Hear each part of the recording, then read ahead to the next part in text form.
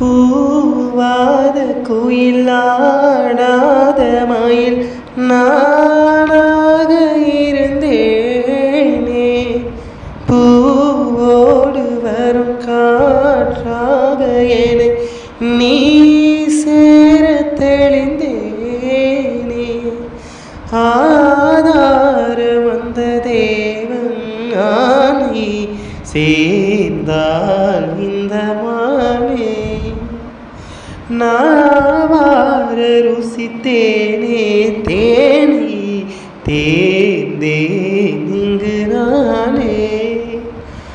வந்த துணையே வந்து அணையே, அந்த முல்லைச் சந்திரனை சொந்தம் கொண்ட சுந்தரி.